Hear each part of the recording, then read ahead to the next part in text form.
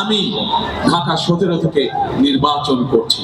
আমি ঢাকা 17 যে অঞ্চলটি, সেই অঞ্চলেই আমি ছোটবেলা থেকে বড় হয়েছি। আমি ওই এলাকারই সন্তান। ঢাকা 17-র পাশে আপনাদের এই এলাকা ঢাকা 16। ঢাকা 17 এবং ঢাকা 16-তে একটি কমন সমস্যা রয়ে গিয়েছে। বহু মানুষ আছে যাদেরকে প্রতি মুহূর্তে একটি দুশ্চিন্তার মধ্যে থাকতে হয়। এই এলাকা, এই সমস্যা আমার ঢাকা 17-তেও আছে। বেশ কয়েকটি এলাকা আছে যেখানে মানুষ নিশ্চিন্তে থাকতে পারে না, কিন্তু তাদেরকে প্রতি মুহূর্তে দুশ্চিন্তার মধ্যে থাকতে হয়।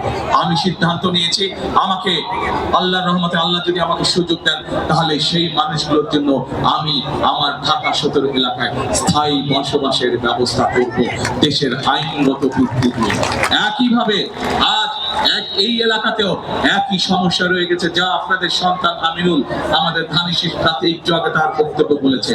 আপনাদের সামনে শুধু আজ এতটুকু বলতে চাই, আমার এলাকায় আমি এই সমস্যা যেভাবে সমাধানের চেষ্টা করব, ইনশাআল্লাহ পাশে আমার ঢাকা 16, কাজে এই এলাকায় এই সমস্যার মধ্যে যারা আছেন ঠিক একইভাবে তাদের জন্য এই সমস্যার সমাধানের চেষ্টা করব ইনশাআল্লাহ।